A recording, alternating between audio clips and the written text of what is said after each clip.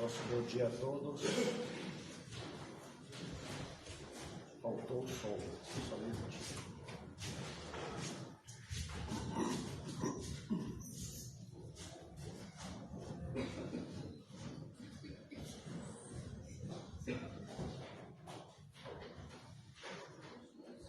Nosso bom dia a todos. Iniciando as nossas atividades desta manhã,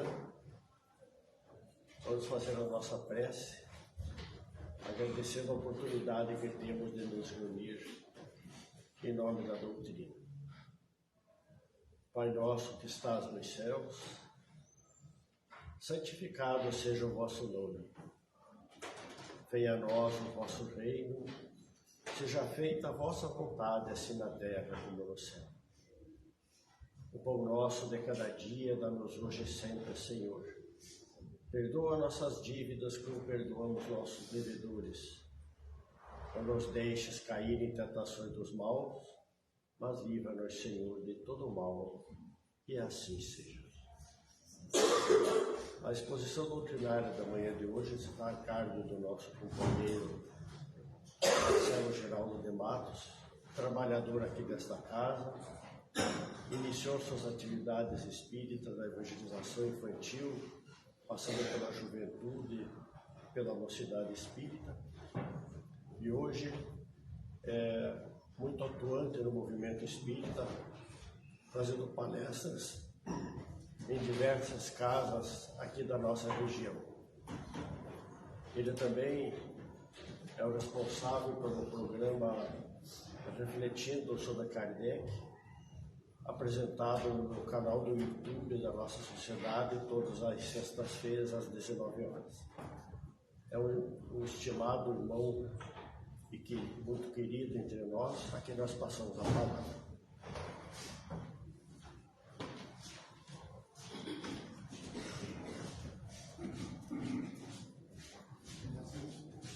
Bom dia a todos. Obrigado, Armando, pelas palavras sempre carinhosas conosco. E rogamos ao Mestre Jesus que abençoe os nossos propósitos nessa manhã, nessa bela manhã de domingo, e que possamos todos estar em sintonia com os benfeitores espirituais, a fim de recebermos com alegria a mensagem do Evangelho e as bênçãos de paz e de luz que certamente serão derramadas sobre todos nós. Há algum tempo eu venho refletindo sobre o tema das emoções.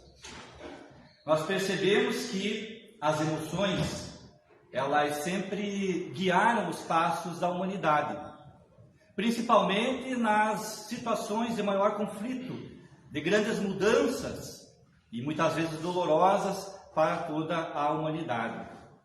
Joana de Ângeles, na obra Autodescobrimento, uma busca interior, ela nos fala que nós ainda estamos na fase da emotividade. Saímos da fase do primitivismo, das ações mais intuitivas, e ainda que tenhamos adquirido certa experiência intelectual, ainda não chegamos à fase da razão, a fase em que o espírito raciocinará sobre as suas atitudes antes de tomar alguma iniciativa. Então nós somos movidos pela emoção. E verdadeiramente, se observarmos a história da humanidade, grandes transformações ocorreram por força desta emoção, do homem agindo por emoção. Observemos o episódio de Judas Iscariote, estando junto com os demais discípulos, observando Cristo, levado pela emotividade, acreditando que fosse necessário implantar imediatamente o reino divino e talvez derrubando naquele momento os poderosos, tomou uma iniciativa não raciocinada e que veio a trazer a consequência da crucificação do nosso Mestre Jesus. E por isso o seu arrependimento tão grave posteriormente que o levou a suicidar-se. A traição de Judas Iscariote não foi com Cristo, foi consigo próprio. Foi com o caminho que ele havia escolhido e que, em determinado momento, levado pela emotividade, pela emoção não refletida, resultou na sua ação. Então, eu pergunto a você que está aqui no auditório, pergunto a você que nos acompanha pela internet, qual é a emoção que te move? Qual é a emoção que o trouxe hoje à Casa Espírita? Qual é a emoção que o faz assistir esse vídeo? Qual é a emoção que o faz ser espírita, ser cristão? Quando Allan Kardec, no capítulo 17, Sede Perfeitos, do Evangelho segundo o Espiritismo, vai conceituar o que seja o verdadeiro espírita, ele antes compara a um verdadeiro cristão. Então, o verdadeiro espírita é aquele que segue o ensinamento cristão, dentro daquilo que lhe é compreendido. Mas ele apresenta duas frentes de raciocínio, ou duas condutas, duas posturas que aquele que pretende ser compreendido como verdadeiro espírita deve tomar. E é bom que se diga, o verdadeiro espírita, na conceituação de Kardec, não é alguém pronto e acabado, é alguém que está no caminho.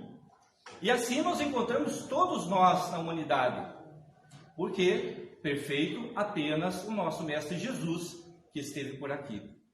Então todos nós nos encontramos mais ou menos nesta escala evolutiva, em maior ou menor grau. Mas aquele que se identifica com a doutrina espírita e que pretende seguir esses propósitos para chegar ao caminho do Evangelho do Cristo, precisa, conforme Kardec, dessas duas posturas. A primeira é a transformação moral. A transformação moral é, para nós, uma mudança de sentimento. De sentimento em relação a nós, em relação ao outro, em relação à vida. Será que nós já estamos transformados moralmente? Qual é o sentimento, qual é a emoção que nos toma conta quando vemos alguma situação que nos confronta as nossas concepções morais? Um crime, uma injustiça, uma indiferença, uma mágoa. A transformação moral, segundo Kardec, é mudar a forma como vemos o mundo e como vemos a nós mesmos, reconhecendo nossas imperfeições, reconhecendo a imperfeição do outro e mudando a forma de pensar.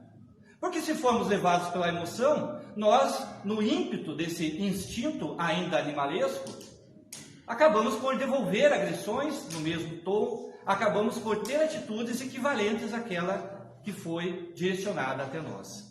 Então, o primeiro comportamento do que deseja ser o verdadeiro espírita é mudar o seu sentimento.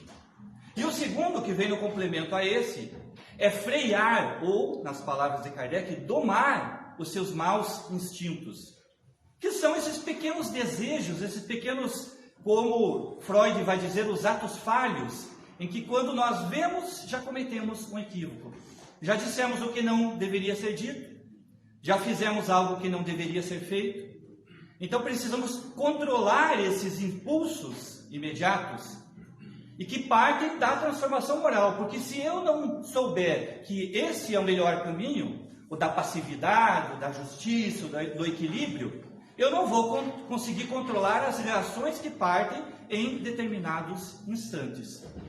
Então, quando Kardec conceitua esse verdadeiro espírita, ele deixa bem claro que um espírita verdadeiro não é o mais estudioso, não é o que conhece a obra de Kardec por completo, o que consegue citar itens e consegue responder perguntas com todo ênfase, mas aquele que consegue assimilar esse propósito da doutrina espírita, que é compreender o Evangelho do Cristo e colocar em prática paulatinamente, diariamente.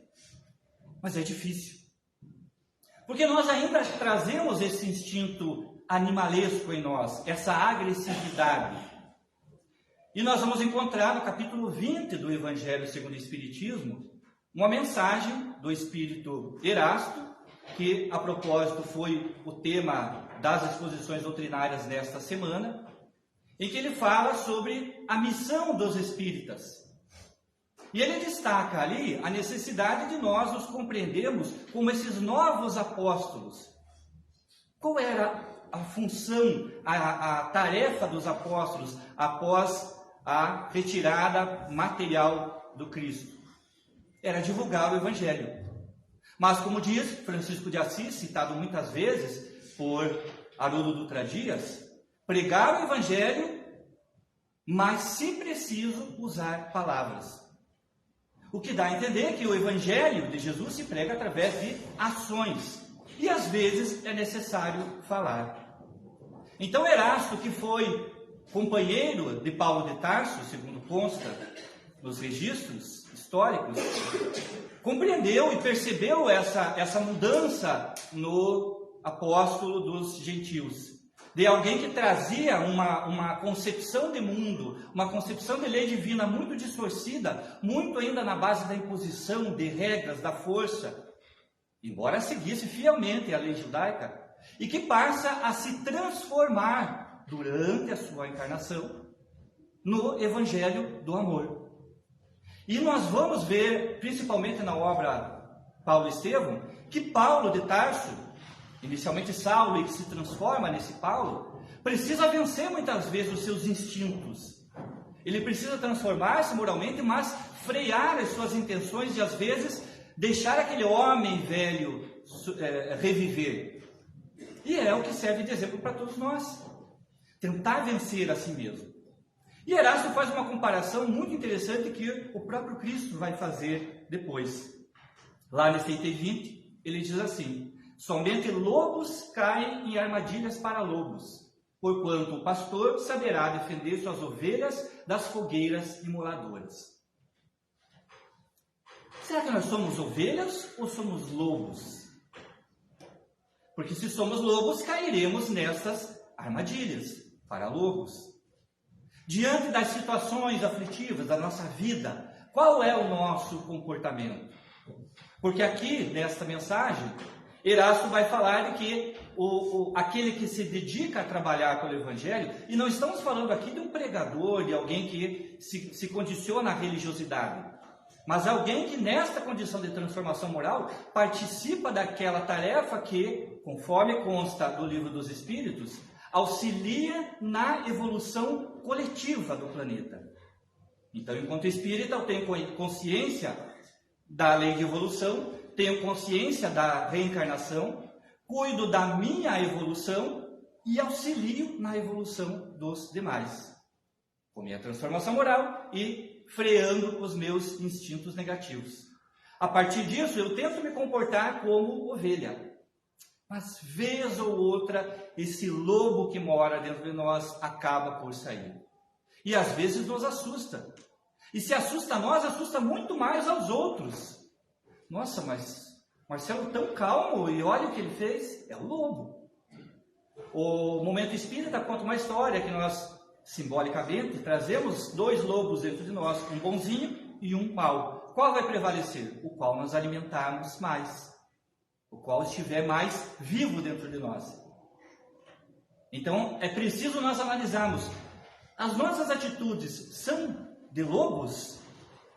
Porque a gente costuma olhar os outros e dizer, nossa, olha, o fulano parece uma fera. Tal pessoa cometeu um crime, é um monstro. Mas e nós? Será que nós nos enxergamos como essas ovelhinhas inofensivas? E esquecemos do nosso lobo? Lá no fundo, na nossa consciência, quando Jesus vai determinar aos apóstolos ou incumbir a eles da tarefa de divulgar o Evangelho, ele faz uma advertência. Está lá em Mateus capítulo 10, versículo 16. Eis que vos envio como ovelhas ao meio de lobos. Portanto, sede prudentes como as serpentes e simples como as pombas. Embora pareça, nós não vamos refletir sobre os animais aqui. Mas essa questão da animalidade está muito presente quando nós falamos de emoções. Vejam que o próprio Cristo faz esta comparação, enviando os apóstolos, os trabalhadores do Evangelho, como ovelhas no meio de lobos. Qual é a característica dos lobos? Em especial, eu fui ler e encontrei duas muito interessantes para nós analisarmos. A primeira é que eles vivem em bandos. E por conta disso, o seu comportamento é sempre uniforme. O que o líder faz, todos fazem cegamente. Caminham, agem e pensam em bando. Não raciocinam por si próprios. A segunda característica, que também achei bastante interessante, é que os lobos vivem em regiões que há pouco alimento. E que se faltar alimento, eles são capazes de devorar os próprios semelhantes. Qualquer semelhança conosco é mera coincidência. Quantas vezes nós agimos como esses lobos? Ah, mas todo mundo está fazendo, agora eu vou fazer diferente. Todo mundo está tirando vantagem. Qualquer um no meu lugar teria perdido a paciência também. Sabe do que? Entre eu e o outro, eu preciso levar vantagem. Ou uma frase que eu ouço às vezes muito triste dentro do meio jurídico. Se uma mãe que tiver que chorar, que seja a mãe dele e não a minha. Nós somos lobos. Ou estamos ainda nesse estágio de lobos. E por isso, quando agimos, tal qual esses lobos, caímos em armadilhas. Quais são as armadilhas? Muitas. As armadilhas emocionais são muitas. Mas eu destaquei 3, porque o nosso tempo é curto. O Armando me pediu para trazer 150, eu falei, não sei se vai dar tempo. Vamos escolher 3 e a gente consegue refletir pelo menos nesse domingo. Mas primeiro vamos compreender qual é o caminho. Qual é o caminho de ovelha? Aonde podem estar essas 3 armadilhas? Para que a gente possa se identificar.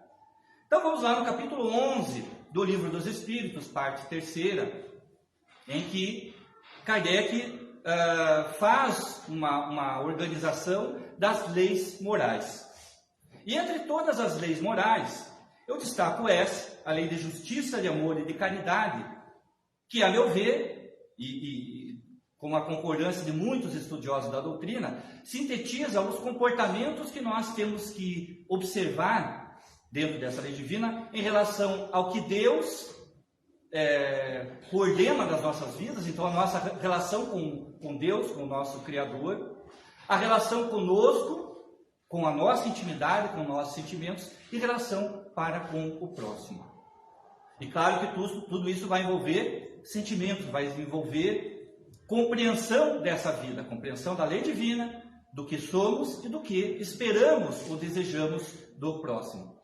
Lei de justiça, de amor e de caridade, que sintetiza todas as demais, que é o que nós desejamos: justiça, amor e caridade.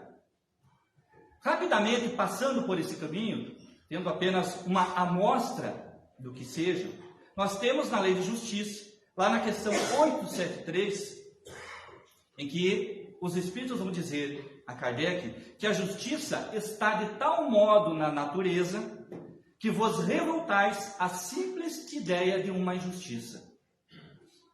Então é um sentimento inato em nós. A justiça faz parte do nosso íntimo. E quando vemos algo que julgamos injusto, aquilo nos comove.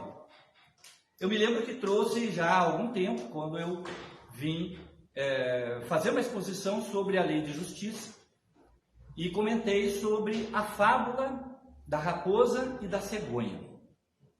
Eu acho que alguns lembram, eu me lembro que via isso no livro quando criança, e que nos convida a refletir sobre a questão da justiça. Nesta fábula, a raposa é convidada pela cegonha, eram comadres, amigas, então a cegonha convida a raposa para ir jantar na sua casa à noite. A raposa vai, não come nada durante o dia para aproveitar bem o alimento, chega na casa da cegonha, aquele aroma delicioso do alimento, estava sendo feito um cozido, e a cegonha conversa, vamos servir a janta. E a cegonha serve o jantar, o ensopado, mas serve num recipiente cilíndrico, alto, uma espécie de um copo muito grande, em que ela, cegonha, conseguia enfiar o bico e sorver todo o alimento. Mas a pobre raposa enfiava o seu bico e mal tocava com a língua no alimento. E a cegonha falava e falava, e a raposa, claro, educada, sem graça, não conseguiu comer nada. No final, a cegonha até comentou: nossa, comadre, não gostou do alimento? Não, hoje eu não estou com muita fome, mas quero retribuir a gentileza. Vá à minha casa amanhã e eu vou lhe servir também uma janta. Ótimo. No dia seguinte, a cegonha vai à casa da raposa, chega lá também aquele aroma delicioso, a raposa serve o ensopado, mas num prato quase raso, em que ela, a raposa, conseguia lamber e tomar todo o alimento, mas a pobre cegonha só tocava com a ponta do bico. E aí a moral da história era: não façamos aos outros o que não queríamos que fizessem para nós. Quando a gente analisa essa história, o que nós pensamos? Houve justiça por parte da raposa? Houve vingança. Então o nosso senso de justiça, embora nos fira quando vemos algo de injusto, ainda está ligado à vingança. Ouvimos uma notícia de alguém que cometeu um crime. Fulano tem que ser punido. Alguém dessa forma tinha que ter prisão perpétua. E alguns, ainda espíritas, olha, eu sou espírita, mas nesses casos acho que tinha que ter pena de morte. Não é difícil de ouvir comentários assim. Porque o nosso senso de justiça não está baseado na confiança na lei divina. O nosso senso de justiça está baseado na vingança terrena. Nós ainda, na questão 875, eu anotei aqui porque achei muito interessante, o nosso conceito de justiça, às vezes é no sentido de dar a cada um o que é seu. Mas na 875, os Espíritos dizem que justiça consiste em cada um respeitar o direito dos demais.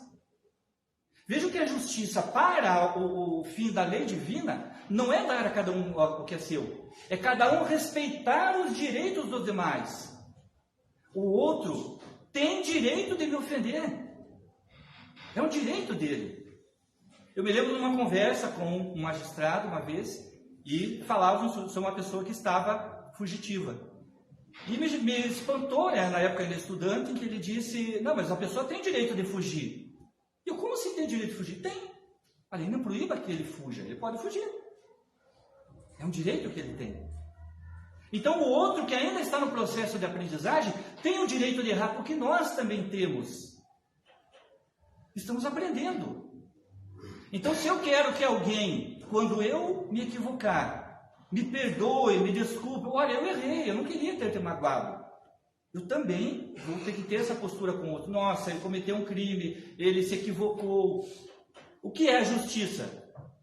Eu confiar na lei divina, que Deus saberá aplicar a lei e responsabilizar essa criatura que errou comigo ou com a humanidade, mas respeitar o direito dele de se recompor, de quitar o seu débito, de ter um tempo de aprendizagem diferente do meu.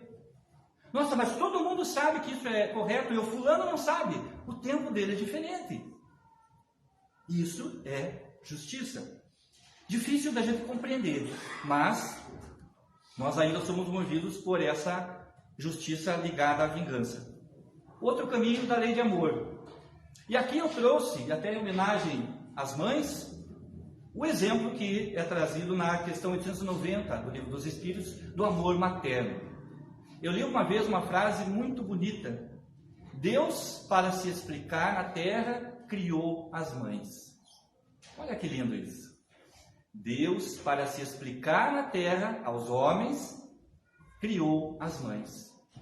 Porque o amor divino, o amor maternal, ele nessa explicação dos Espíritos, no homem persiste, o amor maternal e filial no homem persiste pela vida inteira e comporta um devotamento e uma abnegação que são virtudes.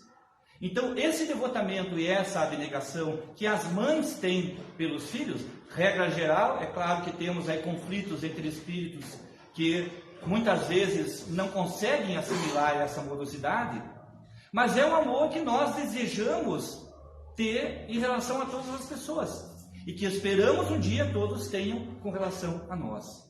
Porque enquanto filhos, enquanto mães, há uma relação de cumplicidade, de entendimento que supera qualquer outra forma de amor. Não precisamos dizer, as mães que estão aqui, que seriam capazes de qualquer coisa pelos filhos. E nós, pais, sejamos sinceros. Faríamos coisas pelos nossos filhos, mas precisamos reconhecer o desprendimento das mães. Se o filho está com fome, o pai é capaz de dividir o alimento com o filho. Come também, filho. A mãe dá o alimento inteiro e diz: eu não estou com fome. É verdade ou não é verdade, mães? Então nós precisamos compreender que o amor divino é desta forma conosco e precisa ser assim também com relação aos demais. Amor no sentido verdadeiro, no sentido profundo.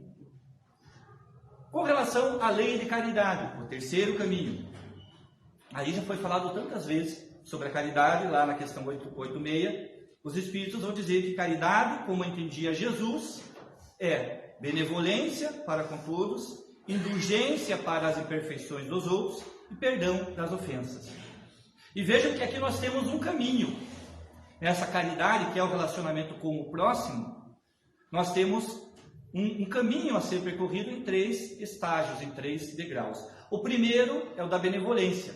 Nós tentamos sermos bons com todo mundo. Tentamos ter essa amorosidade, essa bondade, mesmo com aquele que está equivocado em relação a nós, com relação a todos. Benevolência, ser uma pessoa boa. Se nós não conseguirmos isso, precisamos pelo menos ser indulgentes. Tentar olhar para o outro e desculpar as falhas dele. Poxa, eu não consigo amar essa pessoa. Eu não consigo ter por ele um carinho. Mas eu vou desculpar. Eu vou compreender que ele está numa condição evolutiva, talvez diferente da minha. Ele talvez tenha passado um dia não muito bom, por isso que está nervoso. Tentar ser um pouco mais brando, desculpar de uma forma mais simples. Se não conseguirmos, a terceira hipótese, o terceiro degrau, é o do perdão. Poxa, me magoou mesmo. Tal atitude, tal situação me ofendeu. Mas eu vou perdoar. Eu vou superar isso. Eu vou esquecer, aos poucos isso vai passar, eu vou tratar dessa ferida que me fez. Então, isso é caridade. É conseguir olhar que nós temos ou precisamos ter com o outro este comportamento e compreender que os outros, que Deus, que todo mundo também precisa e tem esse comportamento conosco. Então, caridade nesse sentido que Jesus compreendia é algo que nós precisamos observar em relação à vida e principalmente em relação a nós. Porque muitos de nós não nos perdoamos pelas nossas falhas. Não nos perdoamos pelos nossos equívocos. Não somos bons conosco. Não somos indulgentes com as nossas falhas. Bom, aí estão os 3 caminhos. Aonde estão as armadilhas? Vamos lá no livro Autodescobrimento, uma busca interior, Joana de Ângeles, ditada psicografada por Divaldo Franco. Então, a Joana vai falar nesse livro sobre uma fase de transição do ego, que estamos a caminho da conquista cósmica através das diferentes etapas. E nesse processo nós precisamos observar 3 aspectos, que seriam essas 3 armadilhas. Como nós reagimos diante de nós mesmos, qual a conduta que nós temos em relação ao próximo, e de que forma desenvolver os valores íntimos em relação a si e aos demais. Então, nesta obra, ela, tratando desses equívocos emocionais, ela nos orienta no sentido de observarmos os nossos comportamentos, os nossos sentimentos, porque as nossas ações partem do sentimento, que o cérebro dá o comando a partir do que nós sentimos, e nem sempre é a reação que nós desejaríamos ter, mas é aquele primeiro impulso. E ela nos convida a observar esses nossos instintos.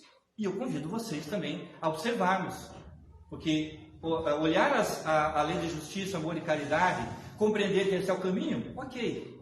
Mas e aonde que estão as armadilhas? Aonde que eu estou me equivocando no cumprimento dessas leis divinas?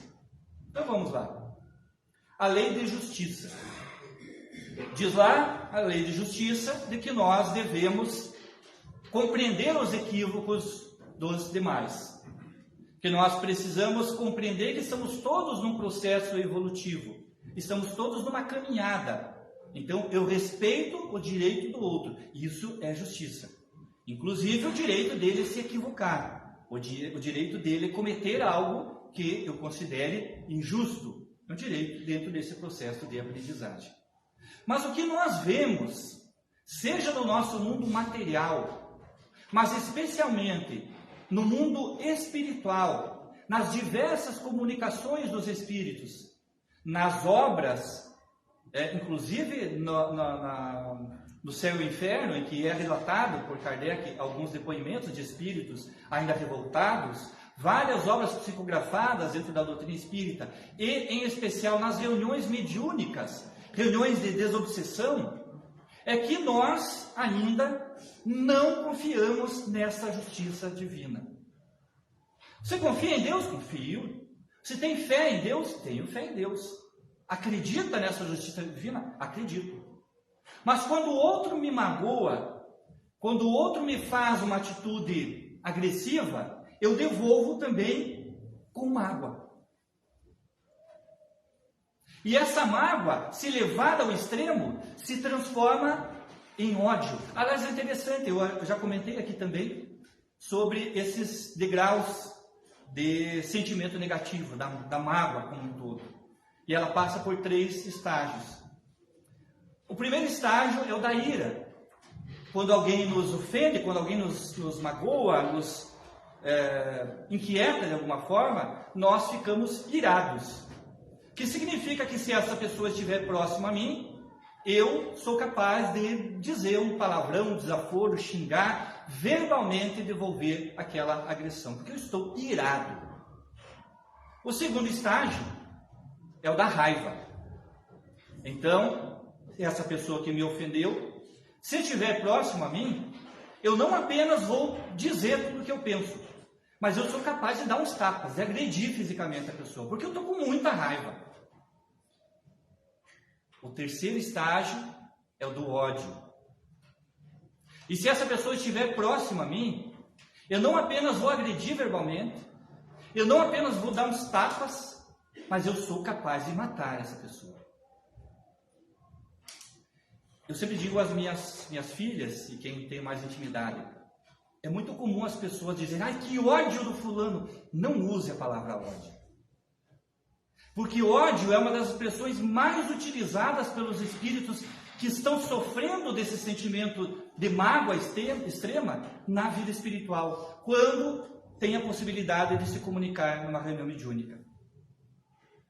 Gritam por ódio, gritam por desejo de vingança.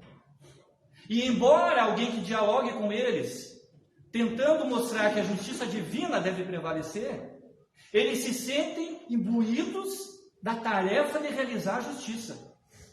Ele me tirou tudo de uma outra vida lá atrás, há 3 séculos. E eu estou perseguindo ele porque ele vai pagar tudo o que ele fez. Todo mundo por certo, já viu comunicações de espíritos, já leu alguma coisa. Eu me lembro de uma que me foi contado por uma pessoa próxima, de um espírito que manifestou-se numa reunião de desobsessão, muito odioso, e a mágoa dele era porque a pessoa que estava ali sendo obsidiada era alguém que ele reclamava, deixa eu contextualizar isso, alguém tinha a possibilidade da vidência, conseguia enxergar o espírito. Então a descrição que foi feita é que ele estava com uma armadura, aquela da idade medieval ainda, uma espécie de armadura que se apresentava assim, mas sem o capacete, sem o elmo. E ele reclamava, vociferava, porque aquele sujeito que era obsidiado, agora encarnado, tinha roubado o elmo dele. E que finalmente ele tinha encontrado o sujeito, e agora ele queria o elmo de volta, porque era parte do uniforme da armadura dele. Pensemos há quanto tempo esse espírito estava ali buscando esta vingança. E há histórias ainda muito mais longínquas, de ódio, de mágoa, de raiva. Cuidemos do nosso sentimento. Joana de Ângeles vai dizer: a raiva não extravasada ou liberada no mesmo nível da agressão recebida torna-se cruel adversário do indivíduo, tomando a forma hostil de ressentimento. Aqui está a armadilha. Você confia na justiça divina? Confio. Aí alguém me ofende. E nasce a mágoa. E eu guardo essa mágoa. Fulano, me magoou uma vez. Deixa quieto, eu não quero levar isso adiante. Mas a mágoa está lá. E cada vez que eu ouço aquele nome, parece que dentro de mim, eu tenho que respirar mais fundo. E a partir daí as minhas atitudes não são equilibradas, não são racionais. Porque eu estou movido por esse sentimento da mágoa. Que pode ser ira, raiva ou ódio. Se estamos numa armadilha, isso não vai nos trazer dor, vai nos trazer consequência. Qual é o resultado desta armadilha da mágoa? Joana descreve: tumores de gênese desconhecida, transtornos neuróticos, distúrbios gástricos de etiologia ignorada, constituem a somatização dos venenos do ressentimento, alcançando o metabolismo orgânico e interferindo na estrutura das células. Alguém me ofendeu e eu esqueci. Mas não esqueci. Guardei lá no meu armário, como diz o Carl Gustav Jung. Está lá, essa mágoa guardada. Eu não reconheço essa mágoa. Aí alguém convida, vamos a determinado lugar, fulano está lá. Eu sinto aquela mágoa novamente, não vou, não sei, uma dor de estômago, me deu uma dor de cabeça, eu somatizo isso. E passo a ter gastrites, passo a ter problemas de dor de cabeça, passo a ter problemas especialmente digestivos, porque está ligada a essa área em que nós trabalhamos as nossas energias de sentimentos, e passo a ter problemas que podem ser levados até a próxima encarnação. Um problema gástrico, um problema dessa natureza que eu trago hoje, pode não ser nenhuma mágoa desta encarnação, pode ser uma encarnação anterior. E que essa pessoa que me ofendeu, que me magoou, a quem eu odiei, está hoje convivendo como esposo ou esposa, como filho, como colega de trabalho, e eu não sei nem porquê, mas eu chego perto da pessoa e não me sinto bem. Mágoa, armadilha. A segunda armadilha. Vimos lá a lei de amor. A ideia é que nós tenhamos consciência de que o amor divino por nós é exemplificado no amor de mãe. Então ele é muito maior. Significa que cada vez que nós equivocarmos, nós errarmos, nós tivermos algum problema dentro da nossa caminhada, Deus irá nos compreender. E tudo aquilo que acontecer nas nossas vidas não é um castigo, é um processo de aprendizado. Mas o que nós refletimos nesse sentimento é a tristeza, a segunda armadilha. A nossa vida não é boa. Eu estou triste porque as coisas não dão certo para mim. Parece que para os outros tudo acontece, mas para mim eu devo ter jogado pedra na cruz. E às vezes jogou mesmo. É bem possível. E que vem de encarnação em encarnação. Olha, Marcelo, agora você vai descer que está aqui a pedra na cruz. Não, pode deixar. E chego aqui e me equivoco novamente. Diz a Joana: quem prefere a lamentação ao esforço, acreditando que as demais pessoas foram aquinhoadas sem mérito, opta pela situação de vítima de si mesma, ao invés de triunfador sobre os próprios limites. Para você é fácil falar isso. É que você não tem os meus problemas.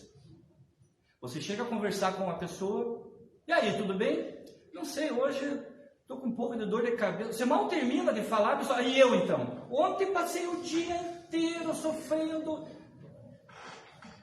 Como está o trabalho? Está um pouco difícil. Você mal termina de falar. Não, você não sabe o meu, você reclama do teu? Se estivesse no meu lugar, então. E reclama, e reclama, e reclama. E isso leva uma tristeza a uma situação em que a pessoa passa a viver envolvida nessa tristeza, julgando-se aquele mais sofredor.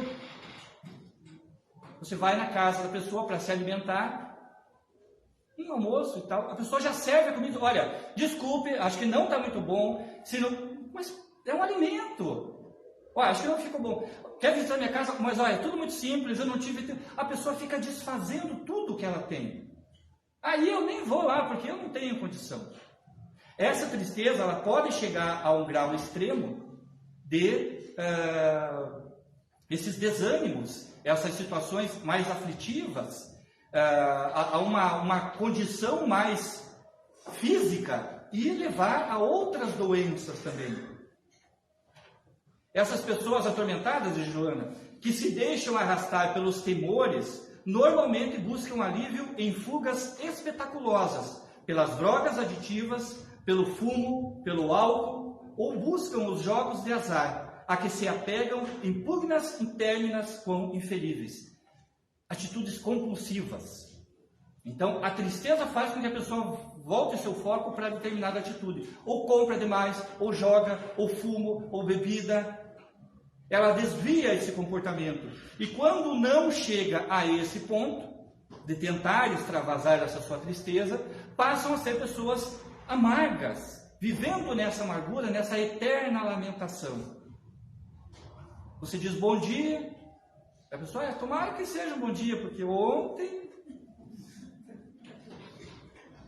Olha, o dia está lindo hoje ensolarado, mas já viu quantos dias não chove? Tudo é reclamação, tudo é lamentação. Mas será que Deus, nessa amorosidade, esqueceu de nós aqui no Paraná, aqui em Ponta Grossa? Ele está olhando o resto do mundo. Nossa, esqueci de mandar chuva Ponta Grossa. Eu tenho a consciência do amor divino, mas... E aí fica aquela tristeza. Olha, esse mundo não tem mais jeito. Eu não acredito mais na humanidade. Então, é preciso compreender que esse amor, essa armadilha da tristeza, nos leva a essa condição de lamentação. E que isso pode fazer com que a gente caia na terceira armadilha. Vamos lá. A lei de caridade. O que é a lei de caridade? Compreendemos que nós precisamos ser benevolentes, indulgentes, perdoar, compreender a nossa tarefa de participar desse processo evolutivo. Então, a lei de caridade mostra o nosso comportamento em relação àqueles que convivem conosco. Mas, ao invés de compreendermos essa lei de caridade e sabendo que essa caridade começa conosco, reconhecendo as nossas limitações, tratando as nossas limitações, as nossas dificuldades, nós caímos na armadilha da culpa. E esta culpa, ela transcende as encarnações. Eu posso estar vivenciando hoje o resultado de uma culpa de algo que eu fiz lá no passado, em pretéritas encarnações, em que eu não me perdoei, em que eu não voltei a me amar. Então eu sou recolocado em algumas situações para viver e experienciar novamente aquela situação, tirar dali um proveito, mas o processo de culpa me agride. E a cada vez que eu tento me envolver nessa situação, um gatilho dispara, não sei, eu acho que eu não vou conseguir. Eu não estou fazendo errado, eu estou errando tudo nessa encarnação, e passamos a viver esse processo, quase de uma auto-obsessão. Diz a Joana, toda vez que se equivoca ou propositadamente erra, nas nossas experiências, repete a experiência até corrigi-la, aí a aprovação. E se insiste teimosamente no desacerto, expunge-o em mecanismos de dor sem alternativa ou escolha. Aí é expiação. Tomemos o exemplo de que eu tenha realmente atirado pedra na cruz. E aí passaram-se as encarnações, não, eu preciso resgatar isso. Eu preciso ser um trabalhador do Evangelho agora. E eu me coloquei nessa condição de uma encarnação pretérita. Mas novamente não fui um bom trabalhador. Novamente acabei por ferir os cristãos a quem eu deveria exaltar. Aí eu vou trazendo isso para as pretéritas, para as futuras encarnações, e isso passa a ser uma expiação. Olha, mas só precisando resolver essa situação. Você precisa se recuperar dessa culpa. Você precisa trabalhar, precisa resgatar isso. Qual é o caminho que Kardec apresenta lá no livro Céu e Inferno para o resgate dos nossos débitos? Arrependimento, expiação e reparação. Errei. Eu estou arrependido de sentimento? Sim, estou arrependido. Então agora eu vou expiar. Eu vou passar por um processo doloroso que é enfrentar o meu erro. Eu vou encontrar novamente aqueles adversários do passado. Eu vou encontrar novamente pessoas a quem eu magoei, a quem eu ofendi. E preciso conviver bem com essas pessoas. Para sentir na pele esse incômodo, o resgate. está de novo naquela situação que eu causei. E a partir daí eu passo à fase da reparação, que pode ser na própria existência, com amor, com dedicação. E aí eu volto para o plano espiritual e olha, você conseguiu resolver uma pendência aqui. Mas nós chegamos aqui e essa culpa que trazemos sem perceber é a armadilha que nos faz, muitas vezes, frear. Então, no exemplo do atirar pedra na cruz, sou convidado pelo Armando para vir trabalhar na casa espírita. Ah, não sei, eu acho que eu não estou pronto nessa encarnação. Eu sinto, nossa, eu vejo alguém falando, eu acho tão bonito, mas eu não estou pronto ainda. Então, servir a água, não tem como. Vai que alguém me pergunta alguma coisa, então eu passo a me furtar das situações. Me isolo, eu me transformo numa pessoa que vive em eternos conflitos. E por isso, Joana vai dizer, aqui a consequência da armadilha.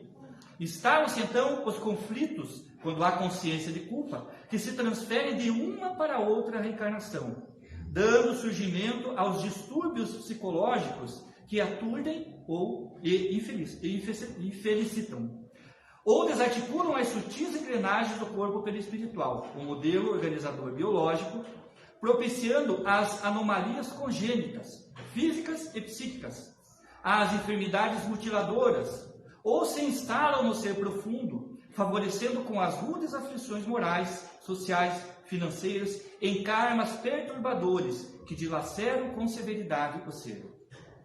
O que significa? Se eu não compreender essa culpa como um processo que precisa ser tratado, eu virei continuamente nas minhas encarnações enfrentando o resultado desta condição. Nós já vimos em algumas obras que no plano espiritual nós fazemos escolhas para as nossas encarnações. Então, escolhemos muitas vezes tarefas difíceis. Mas há pessoas que se colocam numa condição de que precisam viver sempre em sofrimento. Essa culpa está presente no sentido de que ela não se relaciona porque acha que ela não tem condição de se relacionar com ninguém. Ela não vai enfrentar uma nova tarefa, um novo desafio, porque acha que não tem condição, porque vai errar. Se coloca na condição de que qualquer equívoco é algo indesculpável. É algo que não tem perdão e não merece outra oportunidade. Vejamos que quando nós compreendemos o caminho a seguir, justiça, amor, caridade, e observamos que nesse caminho há as armadilhas da mágoa, da tristeza, da culpa, nós passamos a caminhar com mais cuidado, com mais equilíbrio, ou pelo menos deveríamos caminhar. Será que você não traz alguma dessas armadilhas emocionais? Ou melhor, será que você não está preso numa dessas armadilhas emocionais nesse momento? Volto à pergunta do início. Qual é a emoção que te move hoje? Qual é a emoção que te trouxe à casa espírita, à doutrina espírita? Qual é a emoção que te faz caminhar, acordar amanhã, buscar a sua atividade profissional, a enfrentar a vida de forma positiva? Ou será que nós estamos presos nessas armadilhas? E podemos passar a existência, a encarnação toda, ou várias encarnações presos a essas armadilhas. Espíritos tristes, eternamente magoados, nos sentindo culpados por tudo. Eu ouvi uma vez uma observação de alguém que foi muito valiosa. Determinada pessoa não estava muito bem, era uma pessoa próxima.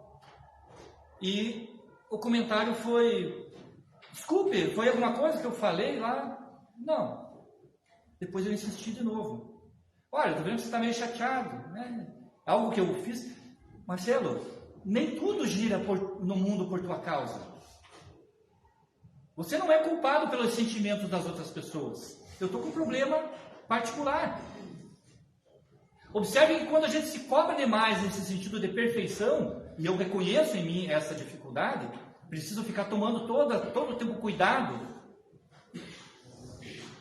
a gente acaba por assumir essa postura de culpa em relação a tudo. Houve um tempo em que, se eu estava fazendo a explanação, alguém cochilava no auditório, o que é muito normal. Nossa, acho que eu estou sendo entediante.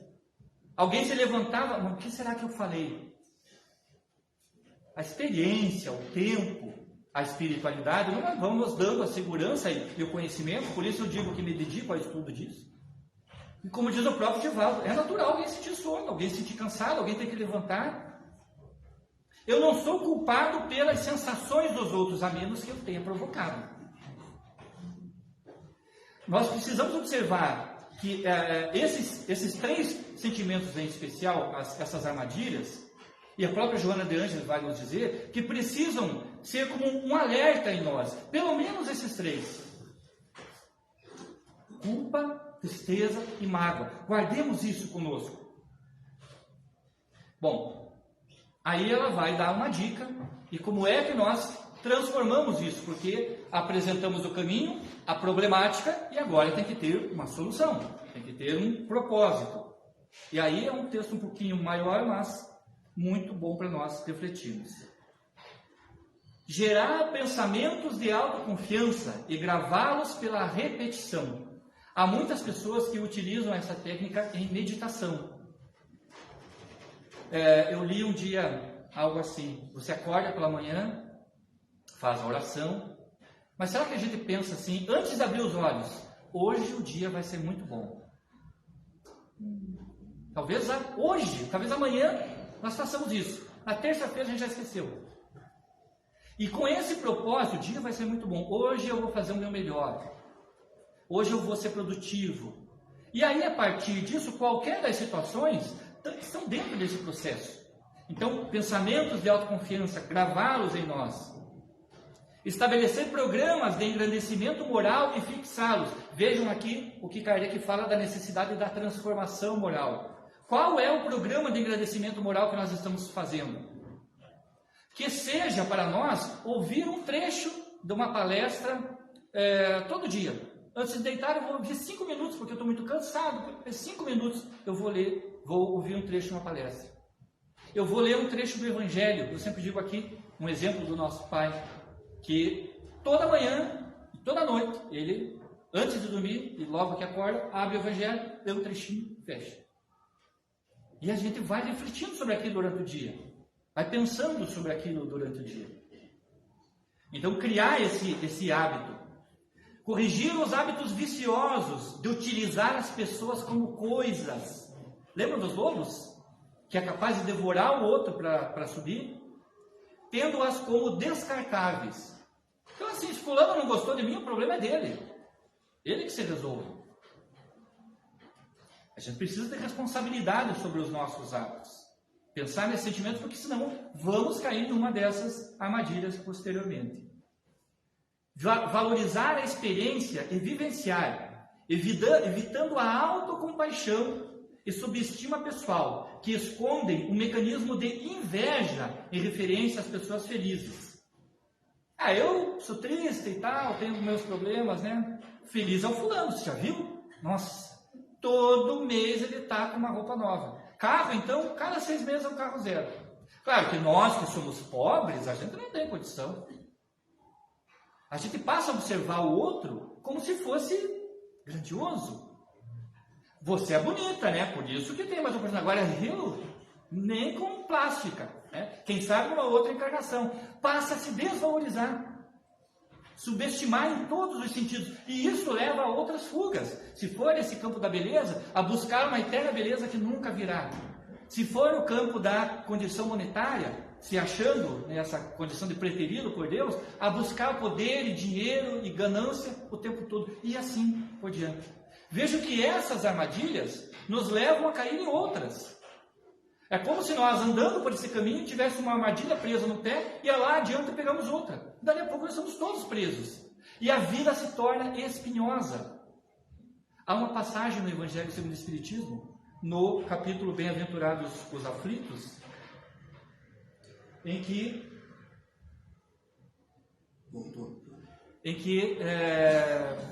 o Espírito está falando sobre as aflições, e ele diz: a vida são esses infindáveis alfinetes, pontos pequenos de dor que acabam por ferir. E é assim.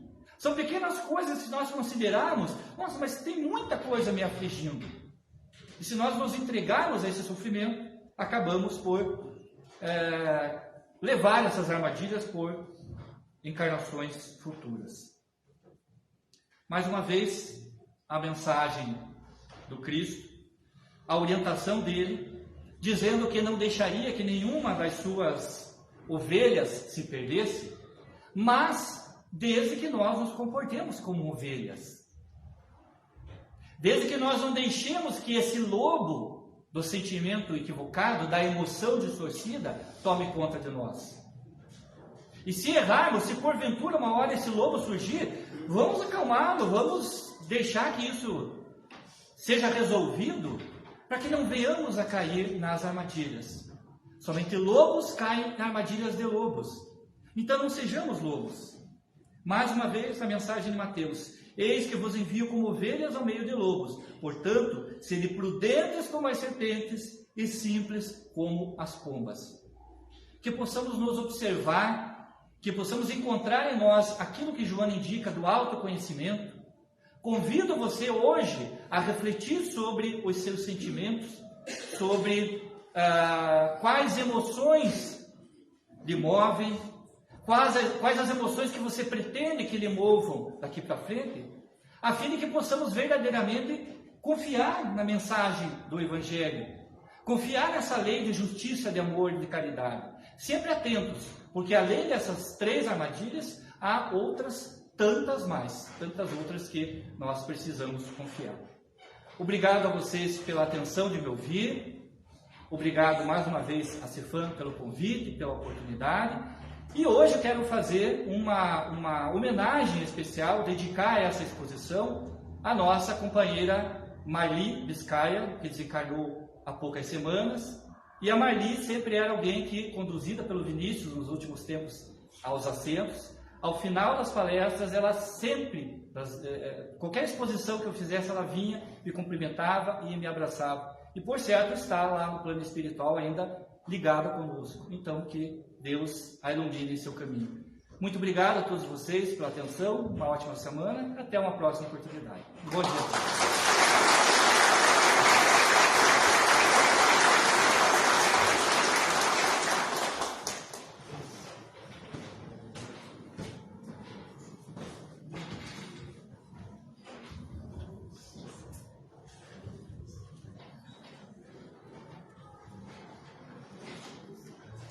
Nossos agradecimentos ao Marcelo por ter aquecido o nosso convite e também pela elucidativa mensagem que nos trouxe na manhã de hoje, que nos sirva de reflexão para a nossa semana. Lembramos a todos e convidamos a todos a prestigiar a live que o Marcelo faz semanalmente, refletindo sobre Kardec. Como já disse, sempre às sextas-feiras, às 19 horas, ele lança uma edição. E as anteriores ficam gravadas lá no canal do YouTube para aqueles que quiserem acompanhar. Convidamos a todos para a palestra do próximo domingo, estará a cargo da nossa companheira Thelma Irita de Vardim, também trabalhadora aqui na nossa casa. Encerrando nossa reunião desta manhã, vamos fazer a nossa prece de agradecimento a Deus e a Jesus por essa oportunidade de convívio e de estudo que nos concedeu nesta manhã. Pai nosso que estás nos céus, santificado seja o vosso nome. Venha a nós o vosso reino. Seja feita a vossa vontade, assim na terra como no céu. O pão nosso de cada dia dá-nos hoje e sempre, Senhor. Perdoa nossas dívidas como perdoamos nossos devedores. Não nos deixes cair em tentações dos maus, mas livra-nos, Senhor, de todo mal. Que assim seja. Um bom domingo, uma boa semana a todos.